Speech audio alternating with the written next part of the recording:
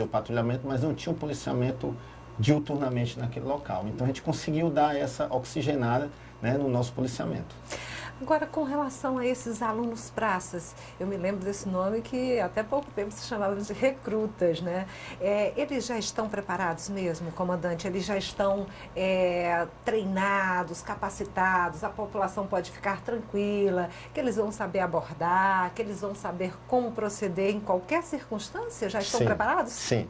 O curso, nos módulos que foram previstos, todas as disciplinas práticas e teóricas da parte de formação profissional foram aplicadas e todos foram aptos e aprovados nessa disciplina. Esse período nós estamos fazendo o estágio operacional, que é o quê? É colocar em prática todos os conhecimentos adquiridos em sala de aula, sob uma supervisão.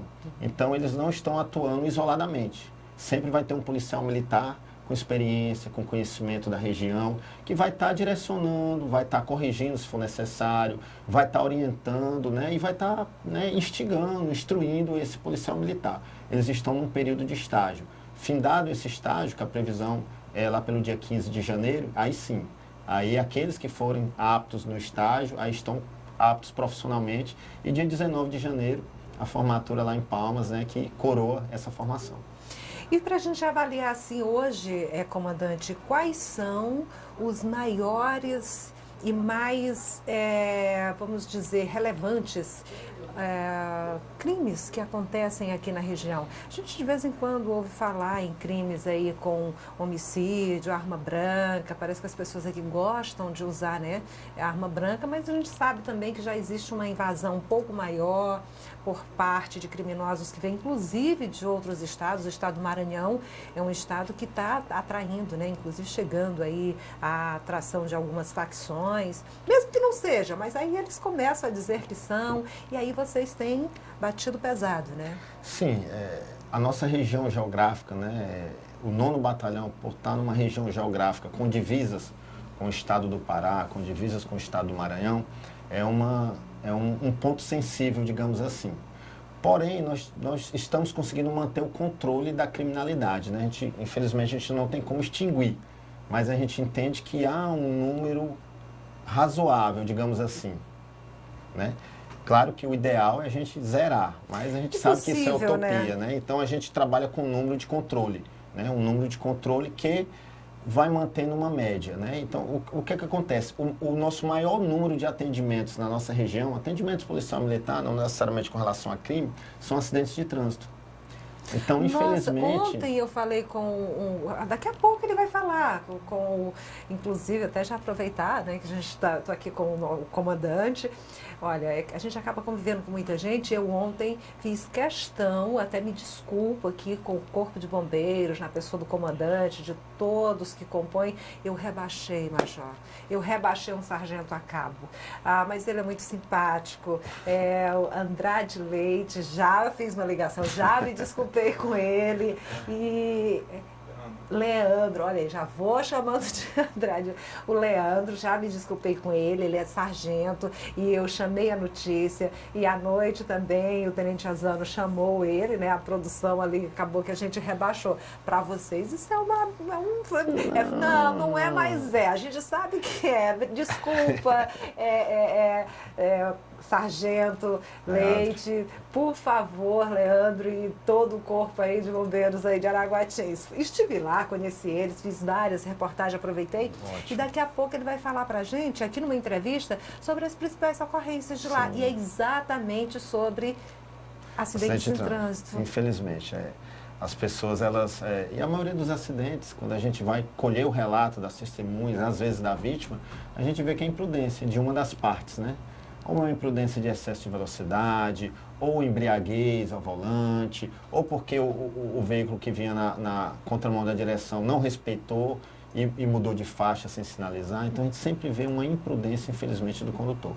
Então no carro-chefe das nossas ocorrências, o acidente de trânsito É um gargalo que a gente tem. E seguido da violência doméstica, a perturbação do sossego. Era isso que eu ia te perguntar, sobre esses crimes de menor potencialidade, assim que vocês chamam, Sim. É dentro do serviço operacional de vocês. Existem muitas, essa questão disso, perturbação do sossego, já vou te falar sobre violência doméstica, mas por enquanto, esses crimes de menor potencialidade, e como é que a população deve saber que eles são crime? Por exemplo, um som alto, mas tem não sei quantos DSBs. Mas como é que eu vou saber se eu não tenho medidor? Posso chamar? Como é que é isso? A gente sempre fala que o cidadão, quando ele está numa situação de dificuldade, numa situação de ajuda, ele vai ligar o 90. Isso já é uma cultura, né, da sociedade. Aqui no nosso estado é uma cultura. Ele vai ligar o 90.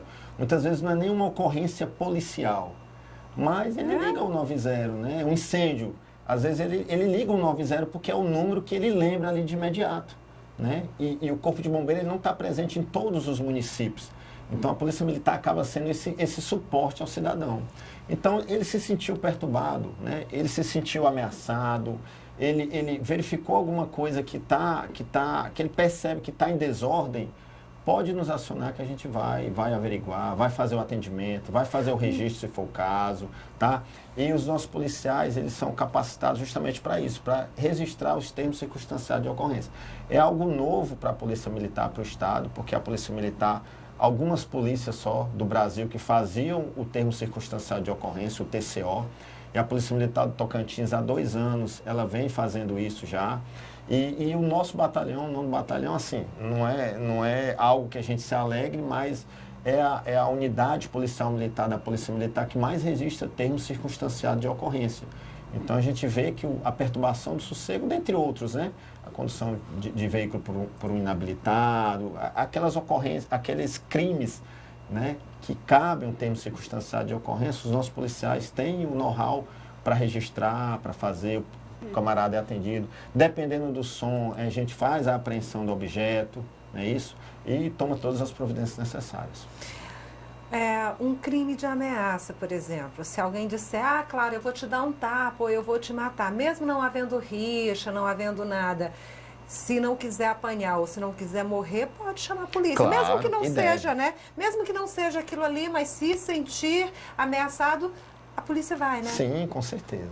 Nós estamos à disposição, temos a consciência do nosso serviço é esse. O policial militar que está de serviço, ele está de serviço para isso, para atender a sociedade, né, nesses momentos justamente. Eu tive o descontentamento por um lado foi bom, eu passei o aniversário da cidade aqui em Augustinópolis, né?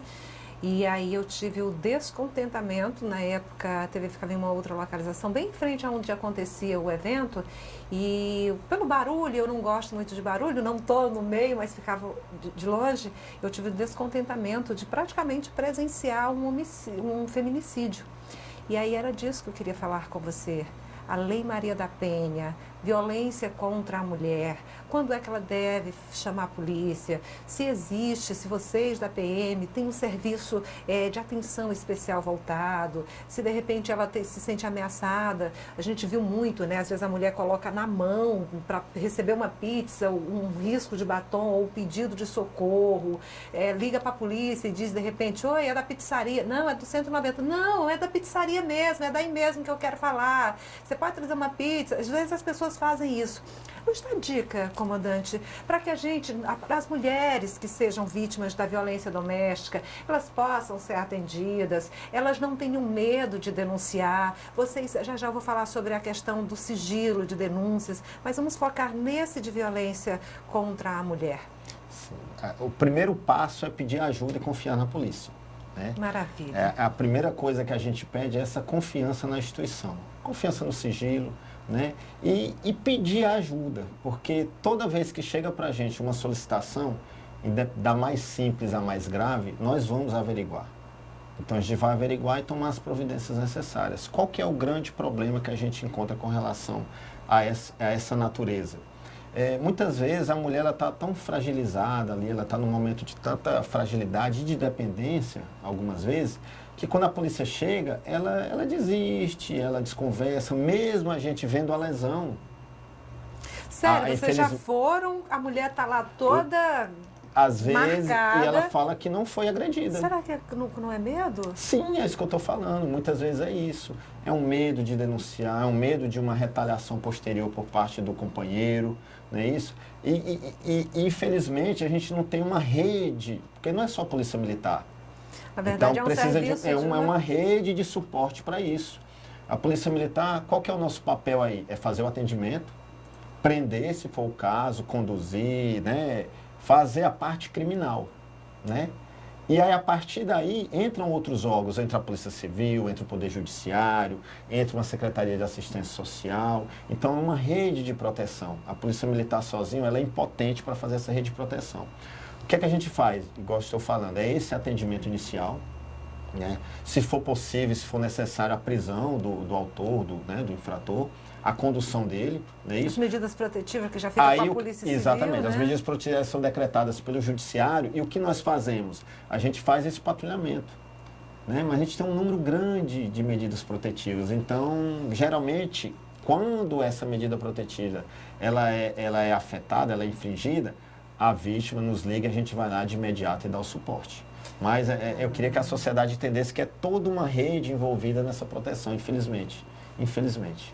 Mas só complementando aqui mais, a Polícia Militar ela tem implantado a Patrulha Maria da Penha. Não sei se, era isso que eu ia perguntar. Se é de conhecimento, né? Infelizmente, na nossa unidade nós não temos ainda, né? São 2 ou 3 unidades no estado que tem a Patrulha Maria da Penha. Fizemos um curso aqui recentemente, né? O pessoal da equipe da Patrulha Maria da Penha, a pessoa da Capitã Roberta, esteve aqui, capacitou os nossos policiais para esse atendimento, né? Para não constranger a vítima, né? Realmente para ouvir, para perceber quando ela está disfarçando, quando ela está com medo. Então a gente foi capacitado, a nossa tropa, o nosso serviço operacional, para esse atendimento inicial. Mas posteriormente, tão logo a gente tenha condições, né, de efetivo, de recurso humano e material, com certeza a gente tem intenção em implantar aqui. Não é uma promessa, né, mas com certeza a gente vê que é um serviço importante, é um atendimento importante, é algo que realmente se faz necessário. A conversa está boa. Ótimo. Eu não vou dispensar a sua presença agora, porque assim, enquanto jornalista, Major Lemos, eu me preocupo muito em orientar.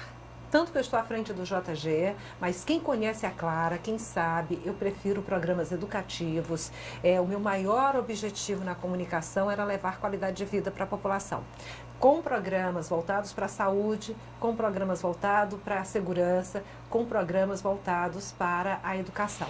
Eu vou continuar, eu sei que você que está assistindo está sendo útil e eu vou só fazer algumas observações aqui, porque você, na qualidade de comandante, na qualidade de um major, vai poder, vamos dizer, selar, aprovar o meu ponto de vista. Existem 3 fatores que me chamam a atenção. Primeiro é esse de violência contra a mulher.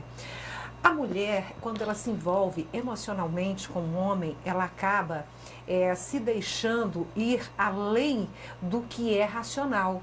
E aí acaba o emocional falando mais alto e há uma fragilidade muito grande. Isso é fato. Toda mulher tem isso, se ainda não passou, um dia vai passar. O segundo ponto, que é exatamente sobre a fragilidade emocional, comandante. Às vezes, há uma agressão por falta da responsabilidade emocional de quem está se envolvendo.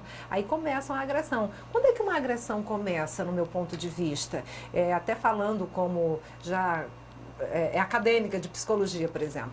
O que acontece quando a primeira agressão é eu olhar para o companheiro, olhar para a companheira e de repente falar uma palavra agressiva, uma palavra que foge dos padrões de uma convivência saudável. Aí depois vem a pressão psicológica, que eu acho que deveria ser crime também, pressão psicológica. Violência psicológica também é crime.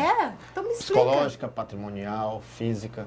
Pois é, aí depois segue outros tipos de violência até chegar ao óbito. E a gente vê que muitas mulheres morrem. Aí diz, o amor não mata. Mata, e mata muito. Quantas mulheres, se a gente fosse...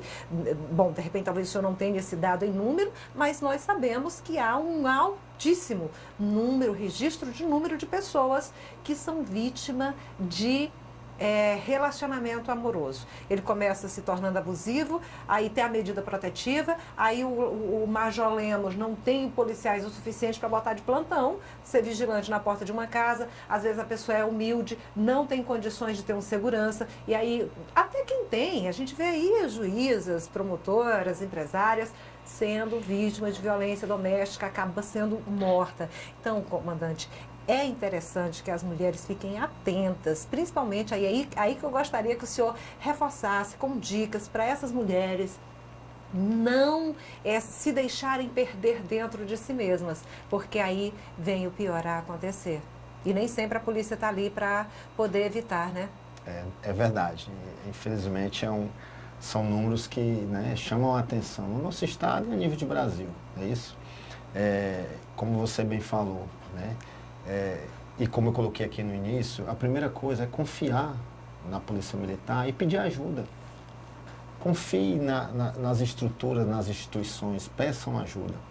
Porque o judiciário é sensível a isso, né? A Polícia Civil é sensível a isso, a Polícia Militar é sensível a isso, porque a gente entende que é um crime de uma tamanha covardia, né? É um crime totalmente desproporcional e covarde. Então as instituições estão de mão dadas com essas mulheres, para a gente dar o suporte, para a gente dar o apoio necessário. Então é confiar e pedir ajuda, e nós vamos estar lá para ajudar. Capitão Deuramar, que guarde o puxão de orelha, não estava na pauta. O segundo ponto que eu falei agora há pouco com o senhor, que eu acho muito sério, comandante, muito sério, é o abuso sexual infantil. Geralmente, uma criança ela é vítima de estupro, que na verdade é um estupro tão lento na infância, que nem a criança se dá conta. Por quê? Porque sexo é vicioso. Se eu tinha alguma dúvida com relação a isso, recentemente, eu conversando com uma pessoa que tem capacitação nesse assunto, me disse, Clara, sexo vicia, sim. E aí, o que acontece? Passa a mão, o carinho, e isso está perto, sempre alguém que tem a confiança dos pais, sempre alguém que a criança confia. Aí, na hora de dar um banho, começa a ler o toque nas partes íntimas. Geralmente, não é um estupro violento na criança. Você vê que ela vai convivendo com isso. E isso se arrasta. E geralmente vê. Então você que é criança, olha, teve entendimento. Alguém lhe tocou de forma diferente do costumeiro, até porque uma criança a partir de 4 anos, ela já pode ser instruída de como se higienizar. Sim. Então, gente, olha, não tenha medo. Você que é criança, tem acesso a um telefone, você está andando na rua, vê o carro da polícia, se o tio, o professor, a colega, o colega, que hoje existe já aí nos dois viés, né? Tanto homo como efetivo abuso sexual infantil. Não tenha medo. Chame o policial, olha, essa farda aqui é uma farda amiga, chega aqui, olha, seu policial, não vai saber chamar se é capitão major, seu policial, eu quero falar com o senhor, está acontecendo isso, isso e isso, porque isso, a gente está crescendo a cada dia mais. Acaba com a vida de qualquer ser humano um abuso sexual infantil. Então, principalmente quando se trata de homens abusando de meninos, mulheres abusando de meninas, não indifere. É uma devastação. Comandante, passa para a gente essa segurança, passa para a gente como essa criança, ou alguém que percebe, fazer. Aí eu já entro no terceiro logo ponto, que é a segurança e denúncias anônimas. Sim. Com relação, né, ao abuso, esse crime, né, essa covardia também, né, é um crime que causa um trauma para a vida, com certeza, daquela vítima. Exatamente, com certeza. É um crime de difícil flagrante, né, infelizmente, como você falou, ele é um flagrante lento, né, então ele é um crime que ele inicia com toque até se consumar de fato, né, mas ele é um crime... anos. É um crime que demora. Então, a dificuldade que a Polícia Militar tem de atuar em flagrante nesses crimes.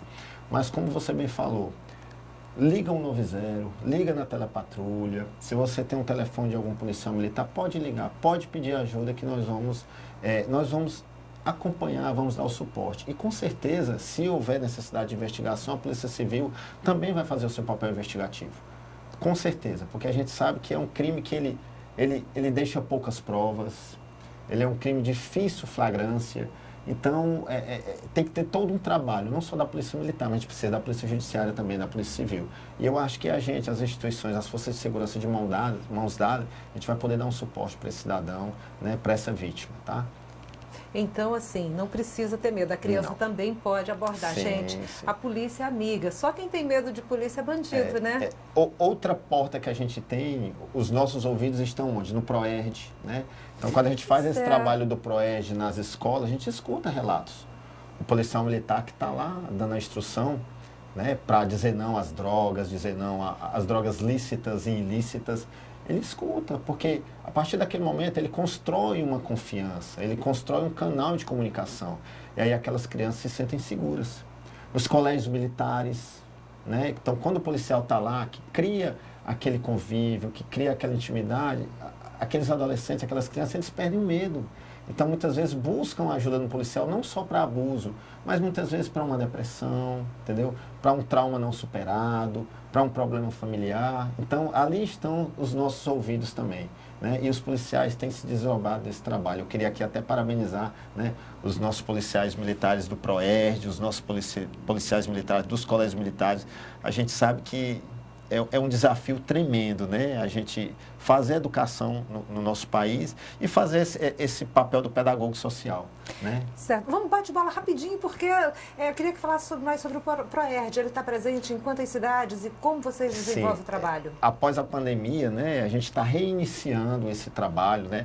Hoje, na nossa unidade, ele está presente lá em Bela Vista e está presente aqui em Augustinópolis e Bela Vista, hoje. Né? Porque a gente está reiniciando, está reestruturando pós-pandemia, né? Mas a ideia é que ano que vem a gente consiga dobrar essa capacidade. E isso é bom.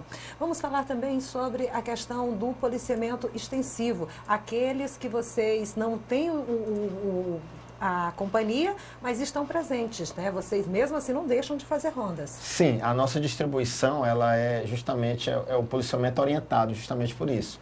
Aqueles municípios que não têm um policiamento efetivo, próximo a ele, num raio de 40, 30 quilômetros, vai ter um policiamento efetivo. E esse policiamento, eles já sai nas ordens de serviço, já sai nas instruções diárias, para que ele faça esse patrulhamento diário nos locais que não tem. Colégio Militar. Colégio Militar. São 4 colégios militares na nossa área, né? O ideal é que cada município tivesse um, né? Porque o Colégio Militar, ele trabalha a prevenção, né? O Colégio Militar, ele aproxima ainda mais a sociedade do policial militar. Ele trabalha a prevenção, ele instrui, ele disciplina, né? Ele orienta. Então, é importantíssimo para a nossa sociedade. A gente sabe que mesmo em regiões pequenas, porque é uma região grande, mas tem as micros, né? As cidades pequenas. E mesmo assim vocês têm muito respeito com a população, vocês procuram zelar pela cultura. Eu em conversa outro dia com o sargento, esse eu não vou rebaixar não, viu? Com o sargento, que eu não me recordo o nome dele agora, ele me dizia que ele sabe quando um pai de família está indo para a roça com uma faca, com um facão, com uma peixeira, e sabe aquele que está com uma faca para, de repente, cometer um crime. Então, vocês estão, assim, tem que ter realmente um grande preparo para lidar com tudo isso, né? Sim, graças a Deus eu pertenço a uma instituição com muita credibilidade na sociedade, né? A Polícia Militar do Tocantins, apesar de ser uma polícia jovem, uma polícia pequena, né, comparada a outras polícias tradicionais. Eu estava vendo, você é major já, você entrou direto para a academia de cadetes? Sim, eu fiz academia, tá. fiz academia em Palmas. Então, assim, a gente tem o privilégio de estar numa instituição que goza de uma tremenda credibilidade junto à nossa sociedade, não é isso? E os nossos policiais, eles vêm de onde? Da nossa sociedade. Então, se eu estou numa região de agropecuária, eu vou entender que o camarada, ele vai deslocar na carroceria de um caminhão, mesmo o CTB proibindo. Então, eu vou ter que fazer aquela análise. Para onde é esse deslocamento? Como que é esse deslocamento? Está com segurança ou não? Eu não posso a ferro e fogo, né? A gente sempre fala isso. Então, eu tenho que ter um pouco de bom senso. Equilíbrio, né? Eu acho que a nossa vida tem que ser pautada nisso, no equilíbrio. A gente não pode estar nos extremos, né? Então, eu sempre oriento os policiais, né? Justamente isso, a ter o quê? Bom senso e sensatez, não é isso? Então, diferente passa uma carroceria lotada, outra é o cara que está deslocando dessa propriedade aqui para o lado. Então, eu vou orientar que não pode, claro, pedir para que ele, né, às vezes desça ou não, tome cuidado nesse sentido. Mas, né, a gente tem que ter um entendimento. Eu acho que cada região tem uma cultura, cada região tem uma cultura policial, tem uma cultura da sociedade. A gente tem que respeitar aquilo, não é isso? Mais alguma coisa, comandante? Não, eu queria só agradecer, né, mais uma vez o convite, agradecer a oportunidade, dizer que é sempre uma satisfação para o 9º Batalhão, para a Polícia Militar, estar conversando, estar levando um pouco de orientação, um pouco de esclarecimento, mostrando um pouco do nosso trabalho para a sociedade. Eu queria aqui deixar algumas dicas de segurança para esse... Eu ia te pedir essas dicas. Eu estou adiantando essa pauta toda. Não, eu vou te convidar para que você venha para cá pelo menos 2 ou 3 vezes na semana, já que a equipe é pequena. Para compor a equipe. Para compor, fazendo o seguinte, dando dicas, fazendo um pouco da parte de segurança, porque, por exemplo, final de ano, muita gente viaja, deixa a luz ligada, ou fica 24 horas. Antes da gente encerrar, por isso que eu perguntei mais alguma coisa, eu queria te pedir exatamente isso. Dá dicas pra gente. Bom, enquanto policial militar, se eu trabalhar prevenção, eu vou ter menos trabalho, né? Nós vamos atender menos ocorrências. Então, o que é que a gente fala?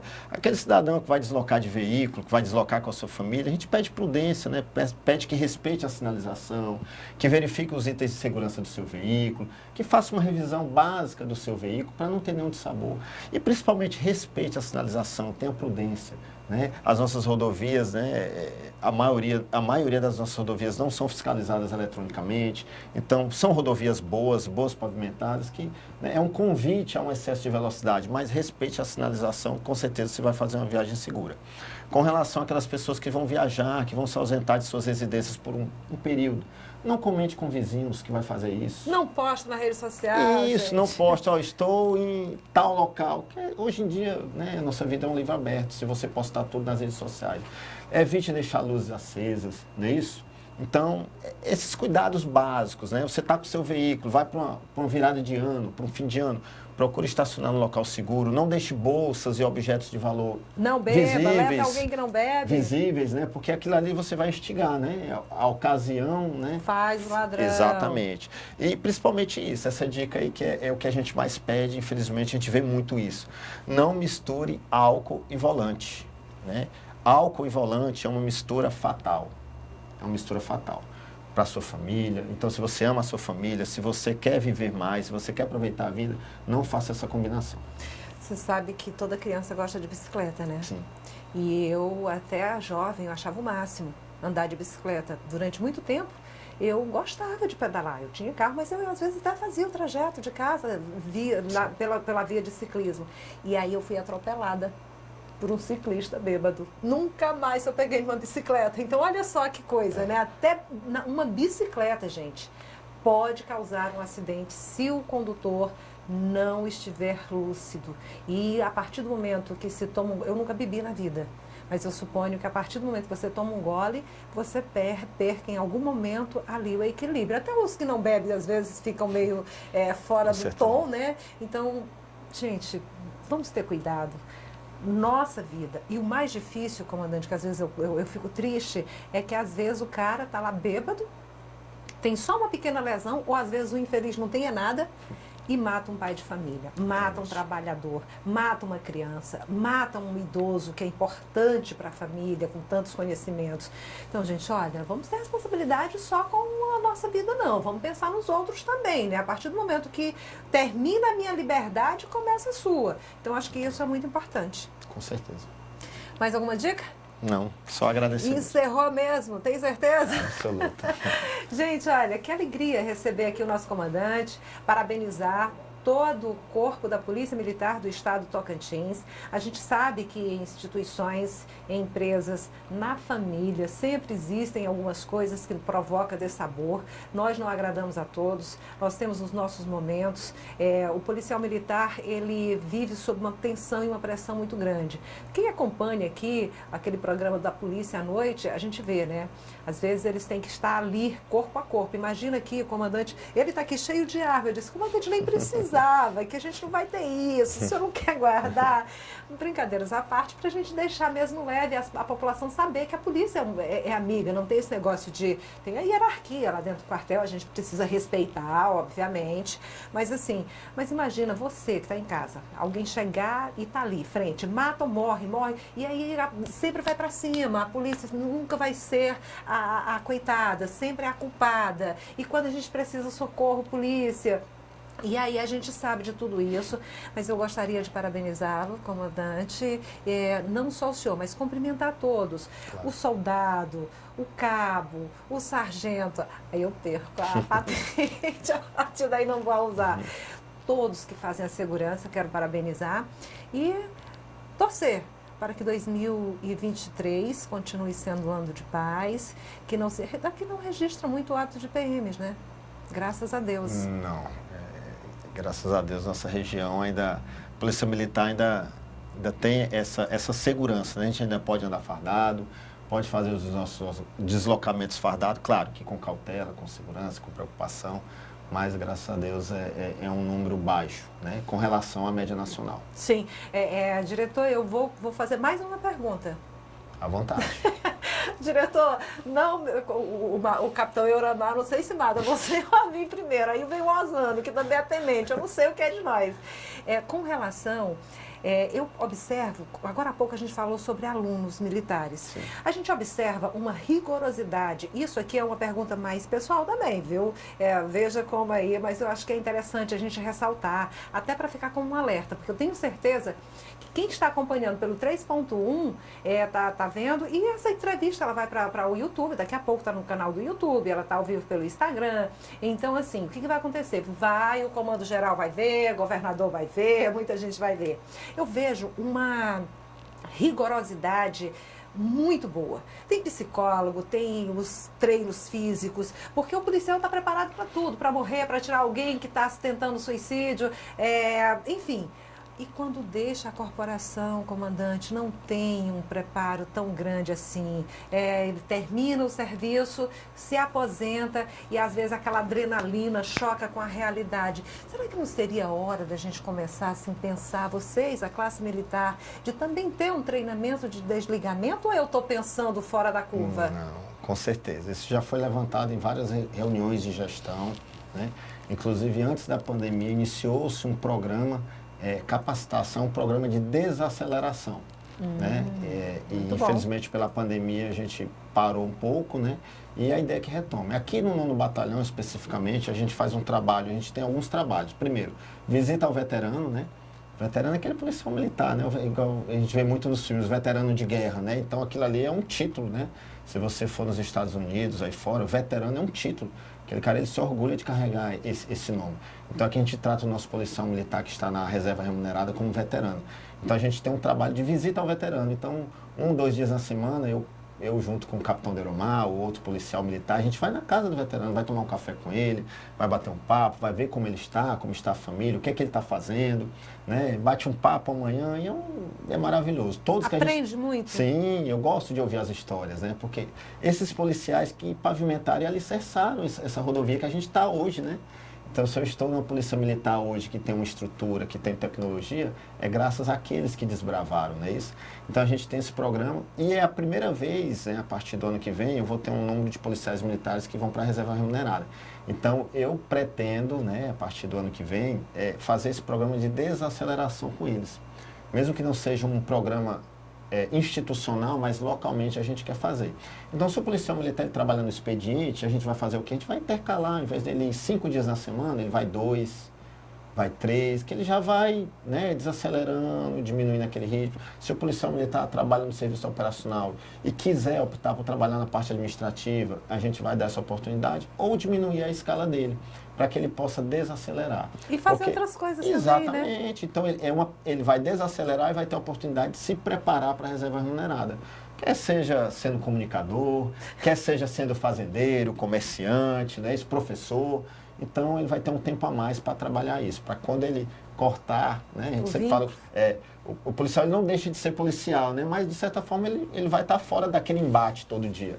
Então, às vezes, é uma ruptura muito grande. E a gente entende que a gente precisa desacelerar por um período para que ele não sinta esse trauma. E o senhor já está convidado a ser voluntário para vir aqui de vez em quando. Gente, nós fomos aqui quase uma hora. Tá bom, né? Tá ótimo. Obrigada. Foi muito bom, Major, recebê-lo. Parabéns mais uma vez. E estamos aqui de portas abertas, não só para o senhor, mas qualquer classe da sociedade, da região do Bico, essa região promissora, uma região importante para o estado do Tocantins. Vir aqui, tem assunto bom? Vamos falar no JG. Por isso estamos aqui. Muito obrigada. Eu que agradeço. Nós vamos para um rápido intervalo comercial e já já a gente volta trazendo mais notícias, inclusive falando sobre o comércio, como é que estão as vendas aí nessa semana que se aproxima do Natal. Enquanto vocês trabalham fazendo a segurança, muita gente está apostando em faturar uma renda extra e mais também para quem já tem comércio fixo. Não saia daí, o JG volta já.